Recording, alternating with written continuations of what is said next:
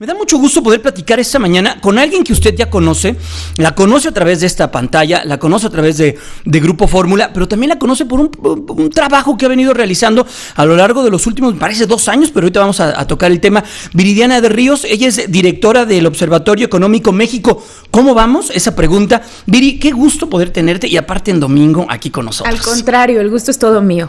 Oye, Viri, a ver, cuéntanos rápidamente.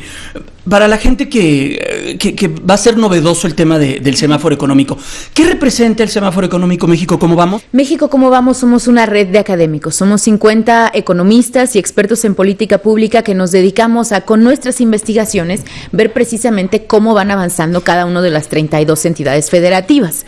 Entonces, hemos seleccionado 10 variables económicas, que son las variables que consideramos son las más fundamentales para generar el desarrollo económico, y las pusimos juntas en un panel. A este panel le llamamos el semáforo económico de los estados.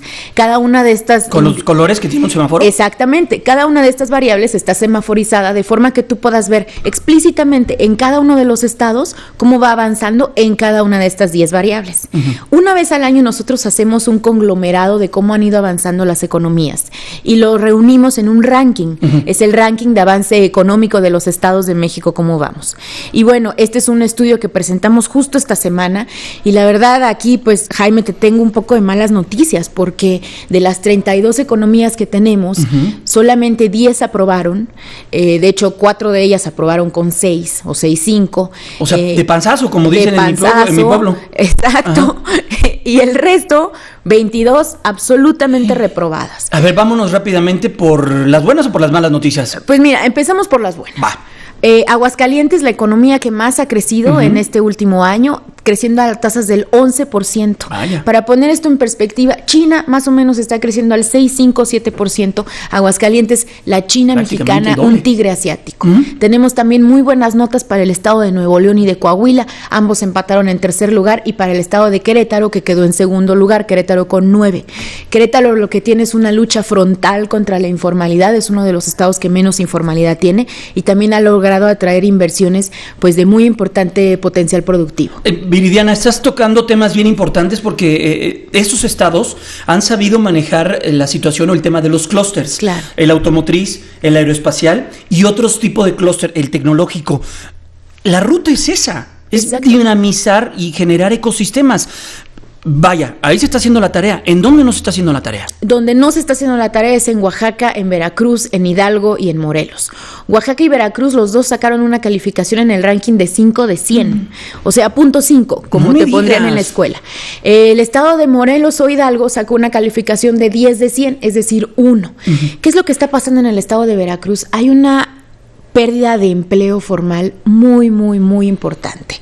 Es un estado que lleva 3 trimestres consecutivos perdiendo empleo. En el último trimestre que tenemos datos y que reportamos en el reporte, es el tercer trimestre de 2014, perdieron cerca de 2,300 empleos. No me digas. El estado debiera estar creando 13,000 empleos para poderle dar empleo a la gente, a los jóvenes que se incorporan a la fuerza productiva, y en cambio está perdiendo 2,300 empleos. Tiene también al 52% de su población viviendo en pobreza salarial. ¿Esto qué significa? Significa que hay gente que trabaja, que va a trabajar todos los días, y que aún así, con el salario que tiene, no puede comprar una canasta básica de bienes alimentarios. Ese es el estado de Veracruz el día de hoy. El estado de Oaxaca también, como te comento, 5 de 100 puntos, pues tiene también grandes problemas, sobre todo de productividad, pero también de informalidad. El estado de Oaxaca tiene al 71% de sus personas laborando en informalidad. Vaya. Y también tiene una 7 productividad, 7 de cada 10 en la informalidad. Y eso es un círculo negativo, porque al tener tanta informalidad no tienes cobro de impuestos y viene toda una espiral negativa dentro de tu recaudación, y vaya. Por supuesto, y se ve directamente reflejado en la productividad. Lo que tienes es que un trabajador promedio en el estado de Oaxaca más o menos produce cerca de 300 pesos por cada hora trabajada.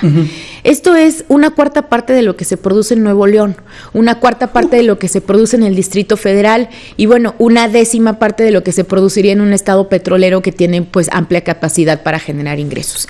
Entonces, pues ahí están los resultados que nos muestran un México diferenciado, un México dispar, el México de los tigres asiáticos en el Bajío, creciendo a tasas del 11%, 6, 4%, y el México que no crece, que no solamente son los estados que te menciono, sino también el Distrito Federal y el Estado de México. Ambos están creciendo a tasa del 0. Sin crecimiento. ¿De verdad? Absolutamente sin crecimiento. Y con toda la densidad poblacional que hay aquí, con todo lo que representa también las universidades, las oportunidades, porque mucha gente cuando ve la Ciudad de México, el Estado de México, estas grandes ciudades, las ve como polos atractivos y como una llave de salida para sus problemas. Vienen aquí a buscar oportunidades y se encuentran con la terrible realidad, no las hay. Por supuesto, Jaime, lo que está sucediendo aquí es que el país en su conjunto no crece, se espera que cerremos este año, todavía no tenemos los datos de cierre de 2014, pero se espera que lo cerremos a 2.1%. Entonces, ¿cómo nos explicamos esta gran diferencia entre un Aguascalientes y pues el total del país? Nos lo explicamos porque nuestras grandes economías, el Distrito Federal y el Estado de México, están prácticamente, realmente estancadas. Viridiana, el tema del turismo, ¿cómo están estas regiones que su vocación es turística? La Riviera Maya, Quintana Roo, la parte que tiene que ver con Yucatán, todo lo que representa Guerrero, todo lo que representa también esta parte de Occidente con Vallarta, el golpe que recibió Baja California con Odil. Este es otro México, también otro México con otra dinámica económica. Claro. Ahí ¿cómo se encuentran las cosas? Fíjate que vemos nosotros unas tasas de crecimiento muy diferenciados dependiendo de dos cosas. Las zonas turísticas se determina su crecimiento básicamente, uno, por si hubo o no un huracán, lo cual les afecta muy negativamente en un inicio, pero después muy positivamente porque viene un boom de construcción muy importante. Y la segunda es por la atracción del turismo, sobre todo del turismo internacional, que es el que deja más divisas. El estado de Quintana Roo, en este último trimestre que evaluamos en México, ¿cómo vamos? Está creciendo al 5%. Esa es una tasa bastante elevada. Es similar, bueno. Cuando el promedio será de 2.1. Cuando el promedio es de 2.1, 2.2, Quintana Roo está creciendo muchísimo. ¿Esto qué se debe? Inversión turística, la Riviera Maya, mucha construcción. ¿Cuál es el problema, por ejemplo, que ves en otras zonas turísticas, típicamente Baja California Sur, Baja California Norte?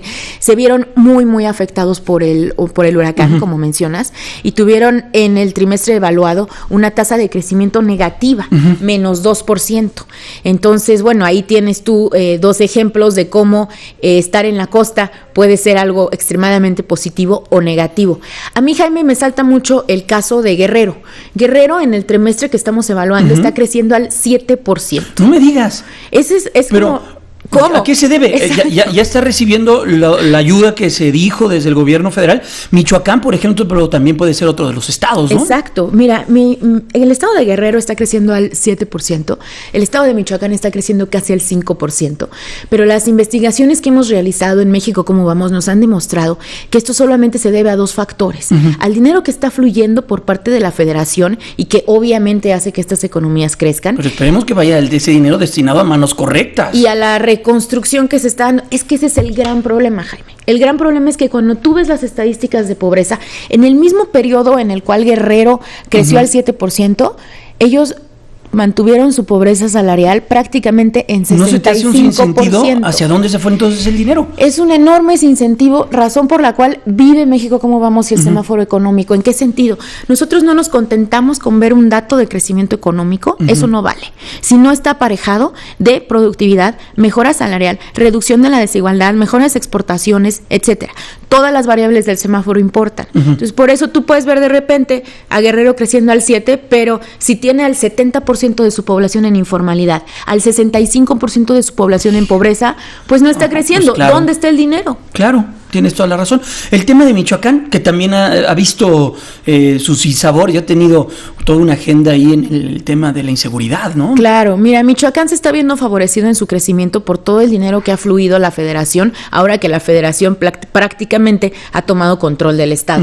Se ha visto favorecido también por ciertos productos agrícolas. Les va bastante bien con el aguacate, y el limón. Les va bastante bien con el limón, con las zarzamoras les va bastante bien, pero el gran problema del estado y por lo cual cual no se vuelve bien productivo y por lo cual no está desarrollado, es que desafortunadamente no han podido entrar a la agroindustria. Ajá. Entonces venden solamente el aguacate, cuando tú pudieras vender un producto a partir de aguacate que lo pudieras vender mucho más caro, claro. A los gringos que les encanta. Fíjate que, de hecho, el día del año en que más aguacate se consume es el día del Super Bowl. Claro. Entonces, eso es donde nosotros debiéramos estar incursionando, no en la venta del aguacate como tal, sino del producto ya preparado. Estos semáforos, estos colores rojo, amarillo, verde, ¿lo atienden los gobernantes? ¿Los atienden sus secretarios de finanzas, sus secretarios de desarrollo social? ¿Lo ven? ¿Se dan cuenta que no están haciendo bien su tarea?